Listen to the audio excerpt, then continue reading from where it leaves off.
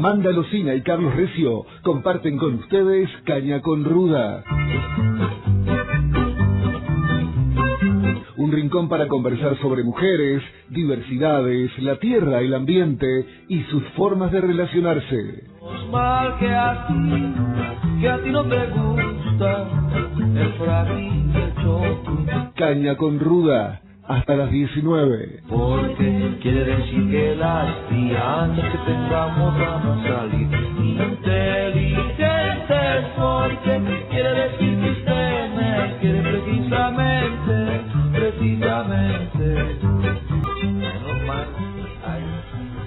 Buenas tardes Laura, buenas tardes Amanda, ¿cómo están? Buenas tardes Carlos. Ahora buenas tardes, sí, Laura. creí que te me habías ido, Amanda, no te escuchaba. Aquí estoy. Está bien.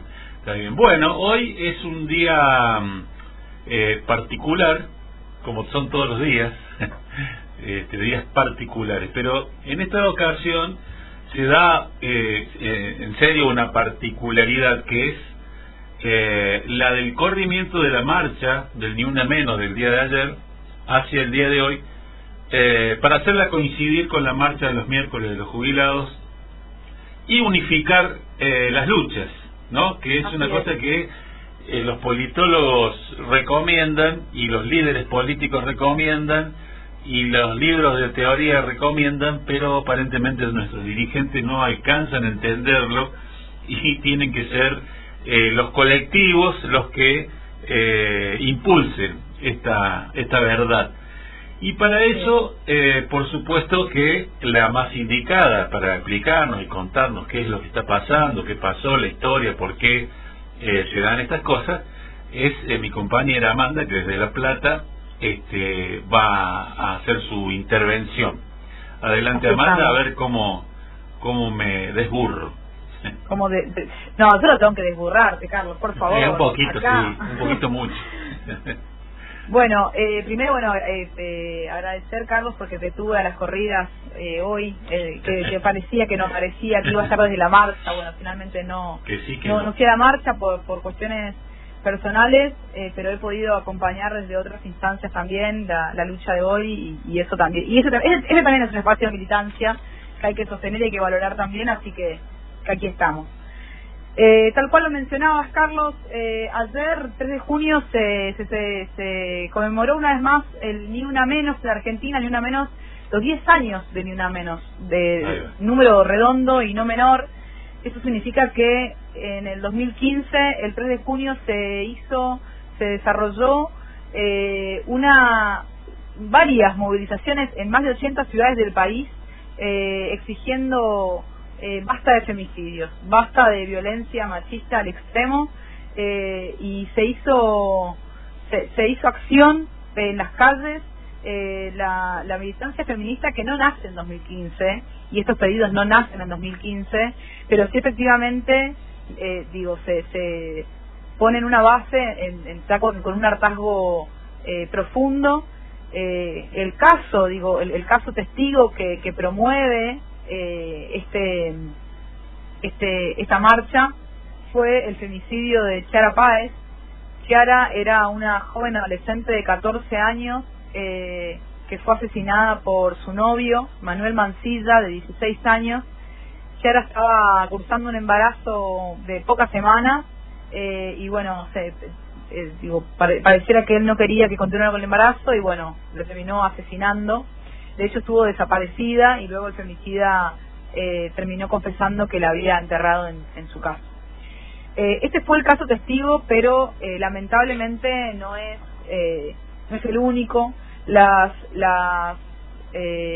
Los movimientos, los colectivos feministas, las colectivas también podrían decir, se han fortalecido en estos años para poder generar propios observatorios de femicidios. Y a mí me pareció interesante tomar la fuente de Mumualá, que está desde el principio tomando referencia y tomando información de diferentes lugares, no solamente del Poder Judicial, sino también de medios de comunicación.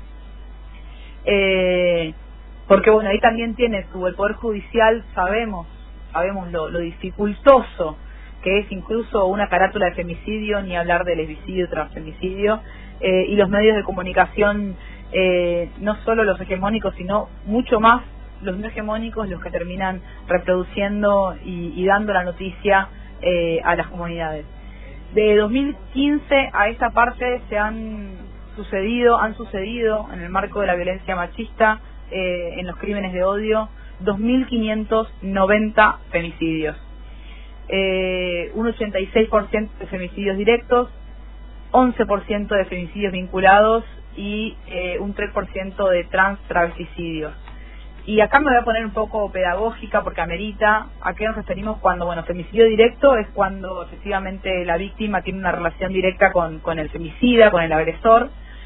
Y femicidios vinculados son aquellos cuando se sucede el femicidio de una persona allegada a la víctima, pero es en función de hacer doler y lastimar a la víctima. En este caso puede ser la pareja del agresor. Quiero tirar un porcentaje de agresores que son pareja.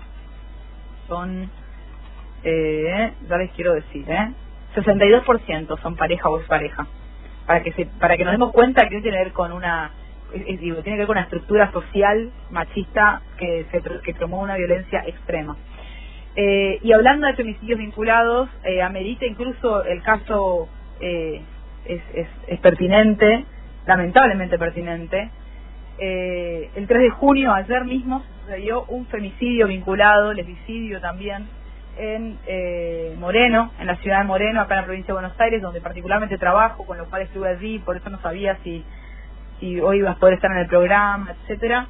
Y ese fue un femicidio vinculado porque el agresor, el femicida, que formaba parte de la fuerza de la Policía Federal y estaba prestando servicios en la policía de la ciudad, datos tampoco menores porque son muchos los policías, hay un porcentaje también grande de femicidas que son policías, y que el femicidio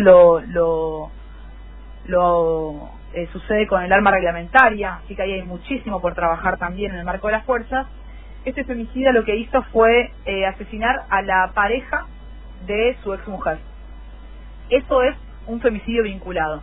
Él quería lastimar a quien fuera su expareja y mata a la pareja actual de esta, una pareja de 2 mujeres, con lo cual también es en el marco de un lesbicidio, estos crímenes de odio que se reproducen con tanta frecuencia. Bueno, el año pasado hubo el triple lesbicidio en Barracas, en Capital Federal, donde prendieron fuego en una habitacioncita donde había 4 mujeres, que eran 2 parejas, y que vemos cómo el presidente y todo su bloque de gobierno reproduce con tanta animosidad la violencia. Bueno, en este momento entonces, a 10 años del primer Ni Una Menos, las feministas decidieron acompañar, lo decía muy bien Lucía Caballero, que es una socióloga que forma parte del colectivo Ni Una Menos, que nace a partir del 3 de junio del 2015, que no les parecía hacer yo voy a estar directo y decía, no nos parecía hacer una fiesta feminista un martes, para que el miércoles veamos como todos los medios reproducen los golpes y las agresiones y las violencias hacia nuestros jubilados y jubiladas. Así que el colectivo Ni Una Menos, que es el que termina encabezando la organización de las marchas, decidió entonces que la marcha se hiciera el día de hoy, el miércoles, porque ya saben que hace años los jubilados y jubiladas se reúnen en la plaza del Congreso a exigir por mejoras, y en este caso son muchas las cosas en este momento en Argentina que nos invitan a unir las luchas efectivamente, para poder generar alguna incidencia. Incluso ahora está en el Congreso Nacional de Diputados de la Nación también definiéndose varias cosas, así que jubilaciones, pensiones, discapacidad, presupuestos, así que se dio quórum, muy a pesar del presidente de la Cámara de Diputados de la Nación, y también se está discutiendo eso. Entonces hoy quiero contarte, Carlos, y a toda la audiencia, que Ni Una Menos a 10 años, la salida es colectiva. Unir las luchas es la tarea. Contra el ajuste y la crueldad, se moviliza entonces por el Hospital Garrahan, por el CONICET, por migrantes, ley en emergencia de discapacidad, por jubilados y jubiladas, transfeminismos, universidades, trabajadores y trabajadoras del arte, ambientalistas, inquilinos e inquilinas, niñeces, trabajadores y trabajadoras despedidos y comunidades indígenas, contra el ajuste y la crueldad.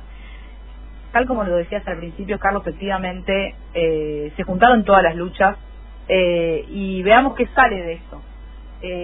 Para ello tenemos la voz de dos compañeras que están en la marcha, que lo mandaron hace un rato. Digo porque hace un rato, porque probablemente lo que esté sucediendo ahora tenga otra forma, pero pueden relatar efectivamente que cómo se fue armando también esa convocatoria de ese encuentro a las 4:05 de la tarde. ¿Lo vamos a escuchar?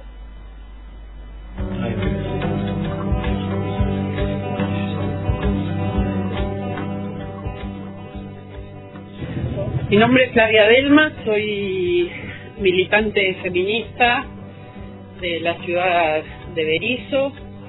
Acompañamos situaciones de violencia por razones de género y hoy, como hace 10 años, vinimos a volver a subrayar que necesitamos políticas contra las violencias. Y bueno, nos encontramos con un Estado represor,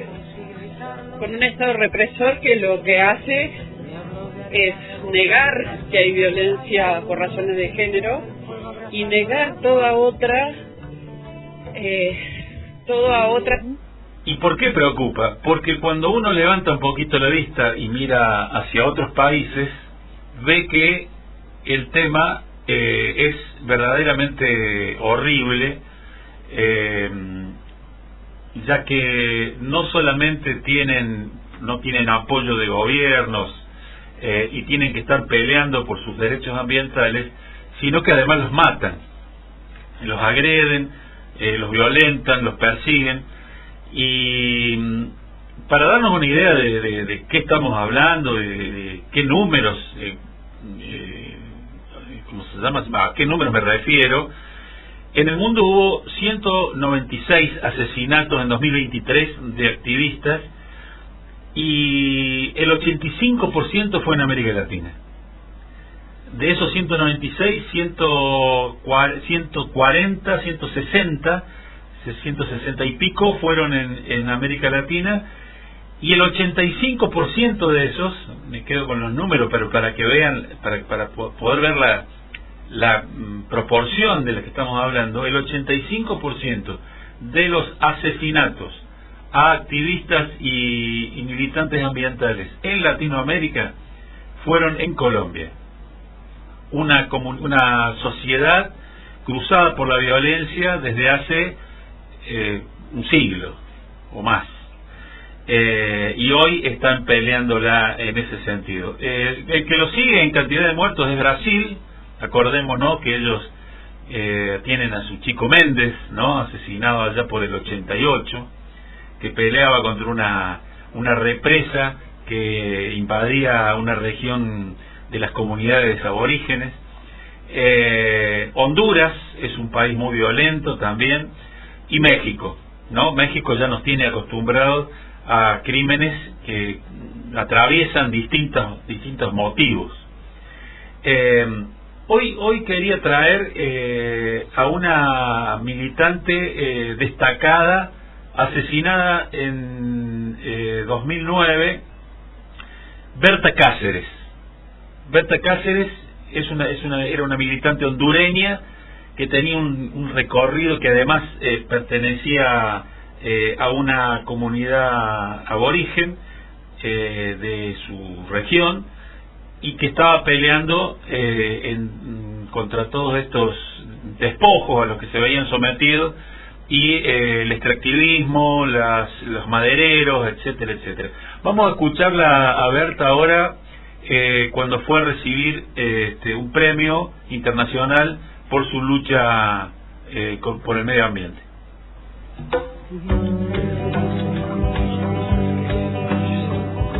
Buenas noches, gracias a la familia Goldman. En nuestras cosmovisiones somos seres surgidos de la tierra, el agua y el maíz. De los ríos somos custodios ancestrales del pueblo lenca. resguardados además por los espíritus de las niñas, que nos enseñan que dar la vida de múltiples formas por la defensa de los ríos es dar la vida para el bien de la humanidad y de este planeta. El COPIN, caminando con pueblos por su emancipación, ratifica el compromiso de seguir defendiendo el agua, los ríos y nuestros bienes comunes y de la naturaleza, así como nuestros derechos como pueblos. Despertemos humanidad, ya no hay tiempo. Nuestras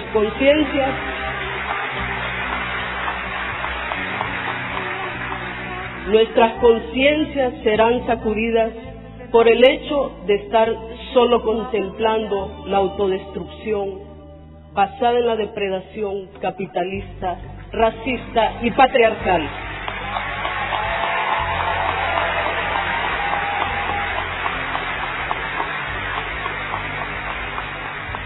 El río Gualcarque nos ha llamado, así como los demás que están seriamente amenazados en todo el mundo.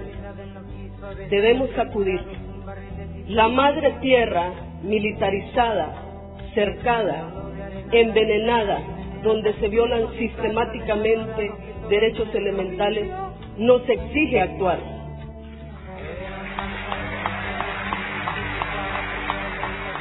Construyamos entonces sociedades capaces de coexistir de manera justa, digna y por la vida.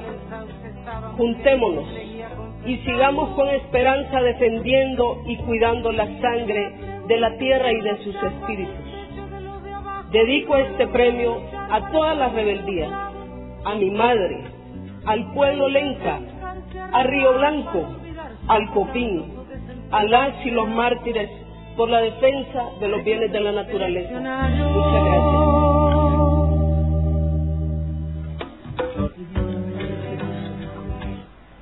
Bueno, esta que escuchábamos entonces, como les dije, es Berta Cáceres, y después de escucharla a uno se le estruja el alma, ¿no? Porque a los violentos y a los extractivistas y a este capitalismo espantoso lo único que le queda es matarla. Ante esa argumentación, ante esa autoridad que trasuntan sus palabras, recién me parece que dije que la mataron en 2009, no, en 2016 la mataron. 2009 fue el golpe de Estado que lo desplaza a Celaya, asume un gobierno de derecha y después con elecciones amañadas se imponen, y es cuando comienza, se agudizan estos procesos de persecución y de muerte, ¿no? Después el signo político cambió en la actualidad y parece que hay algunos avances, pero no son siempre los que uno esperaría de un gobierno nacional y popular, porque en general hay compromisos, hay tensiones, hay aprietes, hay necesidades, entre comillas, más elevadas, que hacen que se vaya postergando estos anhelos.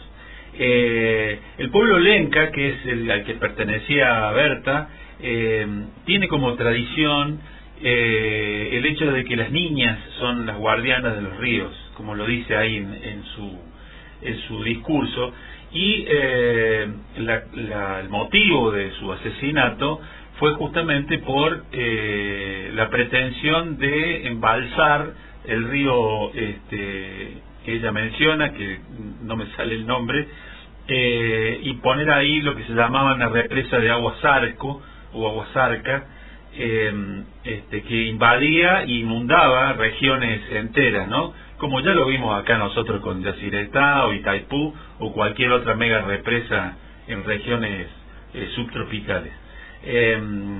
Bueno, fue asesinada el 3 de marzo de 2016, entraron a su casa, la mataron a ella e hirieron a uno de sus compañeros de militancia, y si bien hay presos, los responsables directos, incluso un militar, Henry Hernández Rodríguez, que después de haber sido apresado se fugó fácilmente de Tegucigalpa y se exilió en Estados Unidos y fue vuelto a apresar ahí. Hoy está cumpliendo condena, pero los responsables intelectuales de alto nivel, como siempre, están impunes.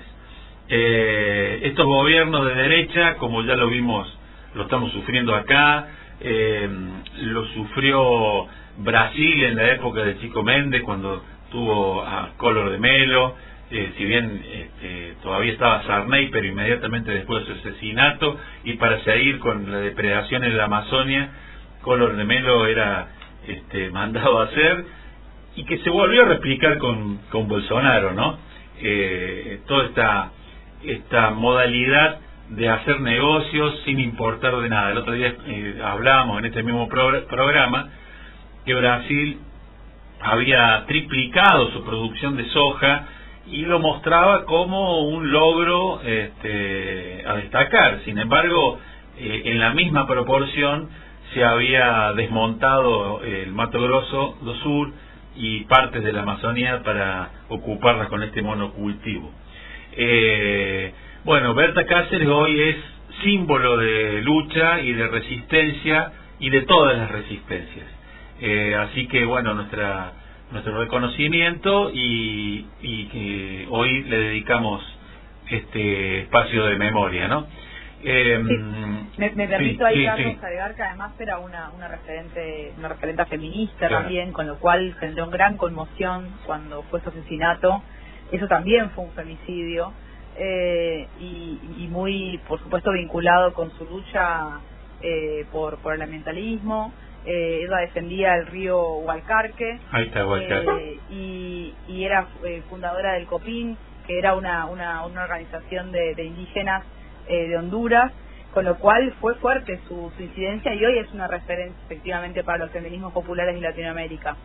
Y yo no sé si recordás, pero vos trajiste a Berta al primer programa. Sí, me acuerdo. Con lo cual un poco fue una inauguración de ese programa, sí, traerla. Creo que fue un poco la síntesis también de lo que intentábamos hacer en este espacio. Retomé ese apunte, sí. Está bueno que lo recuerdes, sí.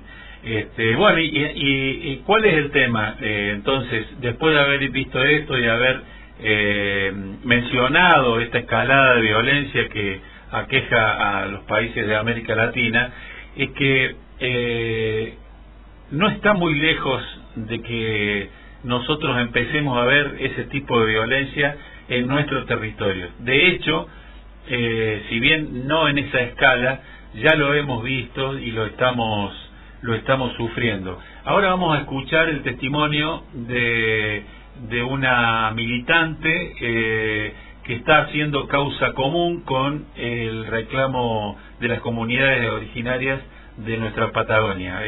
Vamos a escuchar a Victoria Núñez Fernández y después explico un poquito de qué se trata.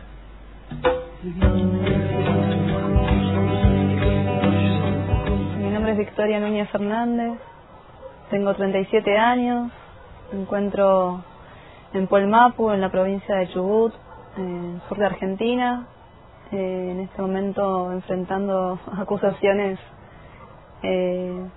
graves, muy graves, sobre supuesta coautoría de un atentado incendiario y con supuesta participación en una asociación ilícita. Todas estas acusaciones, y a través de estas me han dado ya 60 días de detención domiciliaria. Las mismas no tienen fundamento, no tienen ninguna evidencia, ninguna evidencia concreta, ni ningún testigo que pueda dar fe de haberme visto allí. El vehículo que yo manejo, por el cual me están acusando, un dispositivo GPS que da fe que yo esa noche me encontraba a más de 100 kilómetros de ese lugar. Esa noche me encontraba reunida con más gente. Esa gente está dando fe de haber compartido conmigo esa noche, y aún así Ya van a ser 2 meses de detención domiciliaria, 2 meses de este montaje, y todo por haberme acercado a los territorios, haberme acercado a acompañar a quienes están resguardando la vida, a quienes están cuidando esos territorios de no ser avasallados por el extractivismo, por abrazar al pueblo mapuche en ese camino. Esto no soy la única, no es la única causa armada, no es la primera. Ya hay muchas más ocurriendo en este momento y muchas más que han sucedido antes. Bueno, la escuchábamos a Victoria, que tiene la particularidad y además para mí un doble valor de que ella no es mapuche ni tehuelche, es una mujer que viajó desde su lugar natal en Buenos Aires a sumarse a las comunidades para abrazar la causa y poner su vida, su tiempo, su energía al servicio de estas causas, ¿no? Y esto que ella describe, esta persecución que ella describe, porque fue prisión domiciliaria, un maltrato, y lo que ella describe, el método, ya lo habíamos experimentado antes, ¿no? Con Santiago Maldonado, donde se lo veía en Chile, en cualquier bar en Santa Fe, que era un mapuche pero que estaba entrenado por Irán, y tonterías y insensateces como esa, que después escuchábamos a la gente repetir, incluso escuchábamos estos argumentos que a nosotros nos parecían ridículos porque lo son, gente de la que uno no esperaría que se sumen a ese tipo de argumentación, y lo cual por lo menos a mí me resultaba muy doloroso, porque a uno lo deja sin capacidad de explicación. Uno cuando tiene que explicar lo obvio, lo evidente, se queda sin herramientas, pienso yo, ¿no? Y ahora, para complementarlo a esto que plantea Victoria, que esto fue a partir de los incendios que hubo últimamente, en donde se los acusó inmediatamente a las comunidades mapuche como terroristas, etcétera, etcétera, y hubo una serie de allanamientos irregulares, desproporcionados, y entraron a su casa y se la llevaron a ella y a otros en otros lugares, y bueno, la traje a ella como testimonio. Y ahora lo quiero traer a Sergio Maldonado, el hermano de Santiago, donde va a hacer una reflexión referida a los mecanismos de los gobiernos, de los terratenientes, de los extractivistas, de los agentes inmobiliarios, todo esto que se están devorando la tierra sin importarles nada, con tal que puedan engrosar sus bolsillos. Así que ahora lo escuchamos a Sergio.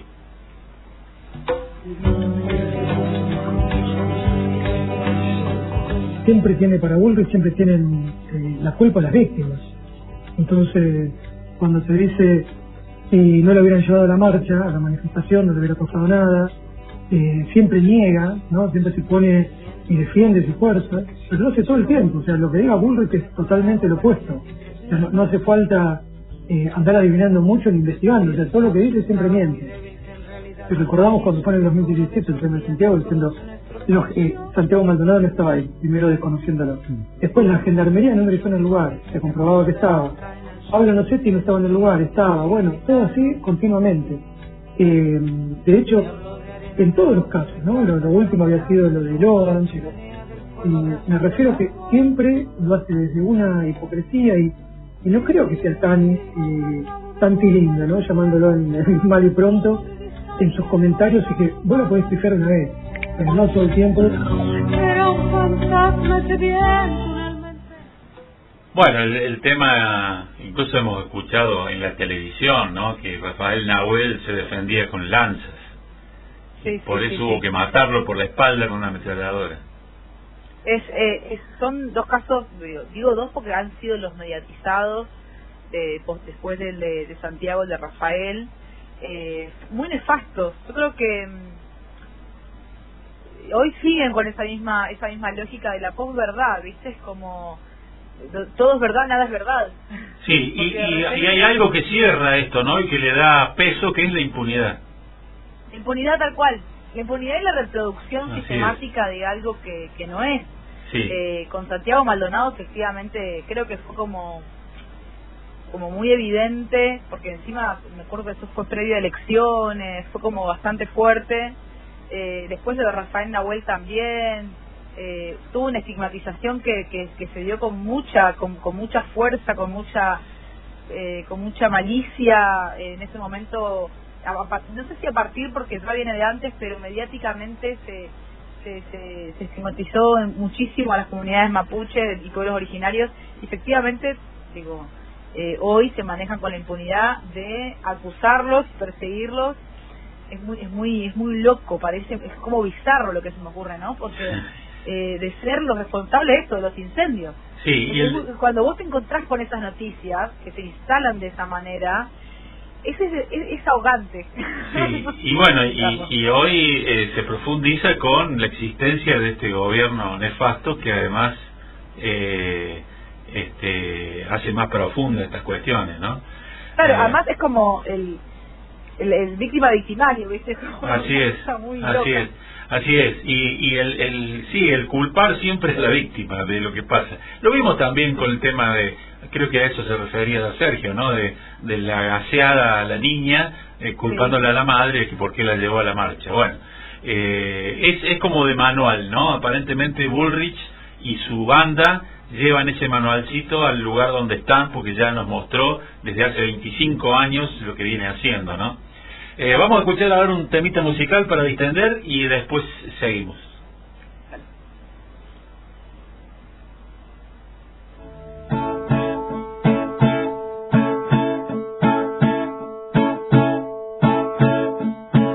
Yo vivía en el campo, tenía una perra, sembraba mora y andaba pata, tenía mi pinta, tenía mi alberca, tenía talento a la cantata, tenía 10 años y 2 hermanos, tenía mis padres y una casita, pero una noche llegó la tropa, mató a los 4 y quedé solita, comandante con 10 reclutas, porque a mi gente la asesinó, porque esta tierra era de la patria y el presidente la reclamó, de pura vaina no me mataron, porque no vieron que me escondí, y a la mañana me fui pa'l monte y en la guerrilla me suscribí.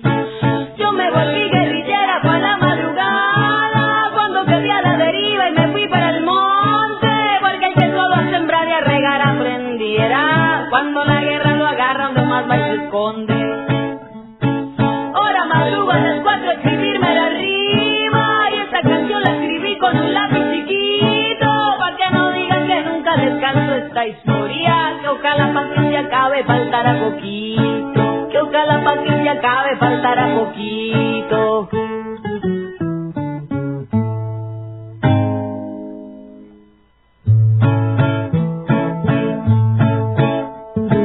Yo vivía en el campo, tenía una perra, sembraba mora y andaba pata, tenía mi pinta, tenía mi alberca, tenía talento para la cantata, tenía 10 años y 2 hermanos, tenía mis padres, una casita, pero una noche llegó la tropa, mató a los 4 y quedé solita, un comandante con 10 reclutas, porque a mi gente la asesinó, porque esta tierra era de la patria y el presidente la reclamó, de pura vaina no me mataron, porque no vieron que me escondí, y a la mañana me fui pa'l monte.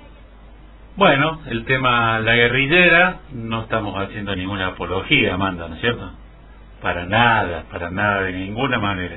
Adriana Liscano y Edson Velandia, que son también los intérpretes de nuestra cortina musical de apertura y cierre del programa, son colombianos y nos gusta mucho todo su disco, todo este disco. Bien,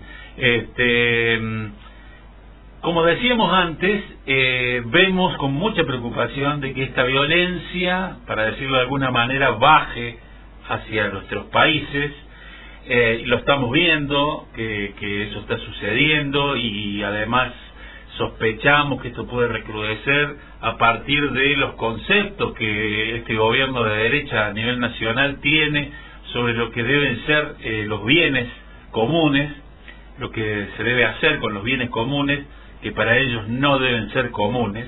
De hecho, hasta justifican contaminar ríos y plantean que los ríos deben tener dueño, por no hablar de que las ballenas también deben tener dueño, como dijo uno. Bueno, y esto, esta línea de gobierno no va a hacer otra cosa que agudizar estos problemas. Y sobre todo, pienso yo, porque las comunidades, a partir de determinados momentos en que tuvieron alguna participación, pienso en la ley 26.160, ¿no?, de relevamiento de comunidades para establecer la propiedad comunitaria de los terrenos, se organizaron, tomaron conciencia de derechos, se empezaron en muchos casos a formar profesionalmente, intelectualmente, una formación política, y eso hace que las resistencias sean mejor organizadas, mejor argumentadas, con más fuerza, y eso produce una reacción más potente, ¿no? De los dos lados me refiero. Siempre que hay una acción, hay una reacción de la misma magnitud. En la física, en la cuestión política sociológica, no sé si se verifica esto, pero imagino que sí. Si yo tengo a alguien que no tiene una formación, que no está organizado y quiere resistirse a un avance mío, bueno, ahí hay una debilidad. Por lo tanto, la fuerza que obtengo de resistencia es muy poca, y la que yo deba producir para pasarlo por arriba también lo será. En estos casos, en donde estas comunidades están avanzando hacia una organización más potente, si no hay una intervención del Estado mediando, y ojalá se pueda en algún momento mediar a favor de estas comunidades, no como ahora, que se está mediando a favor de los poderosos, puede generar situaciones de violencia extrema. Incluso, digo yo, en los pueblos que hasta ahora se mostraron como absolutamente pacíficos, mansos, y hasta débiles, como son nuestros coprovincianos en vía guaraní, ¿no?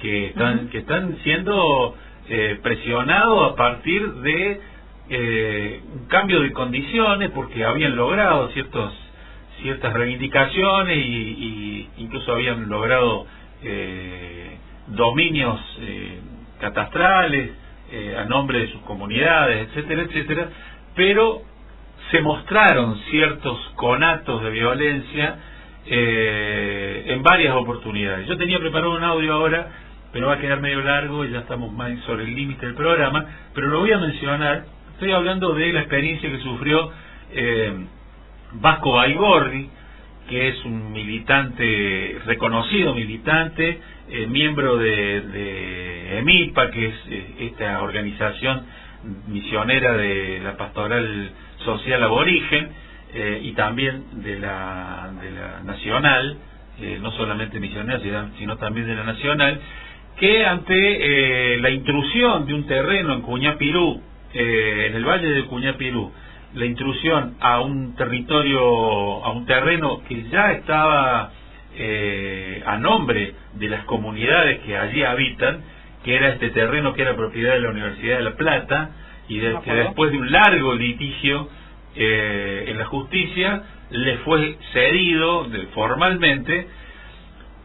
Y bueno, mientras estaban en litigio, había personas que ocupaban y hacían uso, ¿no?, de ese territorio, y cuando fue concedido esto a las comunidades, por supuesto se tuvieron que ir, y generó situaciones de violencia, a tal punto que en una oportunidad fue convocado él con otros dos caciques, que fue Catri Duarte y Mario Borjas, de las comunidades Tecoa, Caagüí y la otra es Tecoa, Caacupé, las dos asentadas ahí en el Valle de Cuñapirú, y los intrusos, que eran dos personas que se habían instalado ahí para hacer un uso comercial de ese terreno, lo agreden a machetazos. Se salvó de milagro de no ser muerto Vasco Baigorri, incluso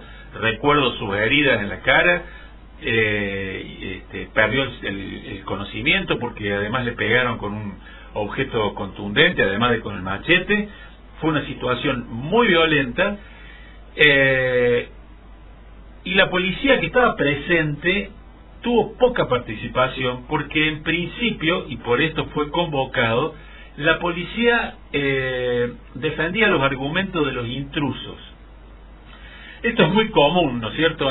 ¿Por qué no me sorprende? Bueno, es muy común porque muchas veces son o parientes, o vecinos, o conocidos, o fácilmente sobornables, y no hay una contundencia gubernamental para dejar claro que no se puede intrusar un territorio, y menos si ya tiene esta condición de tenencia de las comunidades. El Ministerio de Agroecología genera a veces estas cuestiones porque otorga permisos irregulares, hace la vista gorda, miente cuando explica los conflictos. Por ejemplo, en este caso había planteado de que los guardaparques ya habían resuelto el problema, y no, los guardaparques fueron asignados al área una semana después de esto. O sea, hay cuestiones que hacen complejo el tema, pero que queda bien claro cuál es la situación. Y como siempre decimos también en este programa y en otros en los que he participado cada vez que podemos, nuestro gobierno provincial se ufana de seguir la tradición de Andresito y de nuestros hermanos guaraníes y de la cultura y la sangre guaraní, pero cuando se da vuelta les da la espalda. Y las comunidades y los aborígenes no pasan a ser más que un atractivo cultural, turístico, pintoresco de la región. No sé, que nos llenamos la boca de eso y después los echamos de los puestos para vender artesanía en San Ignacio. No los apoyamos cuando empresas multinacionales como Arauco le prende fuego a las casas o le manda a prender fuego a las casas, como hay denuncias, y en un caso se incendian los bosques con la comunidad adentro, los bosques implantados, por supuesto, ¿no? Y estos poderes tan enormes solamente pueden ser enfrentados con el poder del Estado, ¿no? Y de la sociedad haciéndose cargo de esto, porque no quiero soslayar esto, ¿no? Las sociedades deben hacerse cargo de esto, son responsables. Así que, bueno, ojalá que esto sea tomado a tiempo, ojalá que esta pesadilla que estamos viviendo, en la que estamos casi permitiendo que nos quite el país, que nos quite nuestro país, nuestras tradiciones, nuestros valores, nuestros logros, nuestra historia, porque lo vemos todos los días, estamos perdiendo el logro de 200 años de historia en manos de unos irresponsables atorrantes, porque hay una mezcla de las dos cosas, ¿no? Hay una mezcla de las dos cosas en este gobierno. Hay unos irresponsables que a veces uno no quisiera tildar de locos, pero pareciera que sí, son unos irresponsables, y una gavilla de malhechores alrededor de eso que aprovechan este desquicio para llevarse el dinero. Así que bueno, el deseo es que la violencia no inunde nuestro país en este sentido, ¿no? Que ya tenemos bastantes problemas como para sumar también la muerte de activistas ambientales porque sabemos que va a haber conflictos ambientales. Tal cual, Carlos, coincido, y no descarto que efectivamente esto pueda ir aumentando, lamentablemente, y nos transformemos en todo aquello que no hemos querido. Pienso en los casos emblemáticos y que se han dado visibilización, como los que has traído, y en muchos que efectivamente no tenemos idea, que quizás suceden dentro de las comunidades, a lo largo y a lo ancho de nuestro país, y que efectivamente una vez más marcan la impunidad de estos gobiernos y de estos tiempos. Organizarse, lo de siempre, medio que el cierre de siempre es organizarse. Sí, organizarse, denunciarlo. En nuestra provincia hay muchas organizaciones ambientales muy buenas, muy comprometidas, que están en la calle, que la pelean.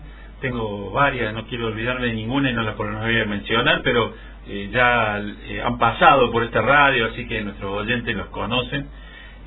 Así que bueno, porque además hay que denunciarlo, porque además son cobardes y no les gusta ser visibilizados, les incomoda eso, mandan a otros a hacer el trabajo sucio. Hay que denunciarlos y exponerlos, sobre todo. Tal cual. Bueno, nos vamos a ir con un temita musical que no tiene mucho que ver con el tema, pero que a mí me gusta mucho, que es... Carlos, tenías día libre hoy. Sí, tuve día libre. Es un dueto entre Elis Regina y Adorinán Barbosa. Bueno, Elis Regina creo que es más conocida, pero Adorinán es el exponente del samba paulista. Y me gusta mucho también él, así que esta dupla me encanta. Por eso propongo este tema. Me despido, te despido a vos, Amanda, muchas gracias. Laura, muchísimas gracias. Hasta la próxima, muchas gracias. Hasta la próxima, gracias. Gracias.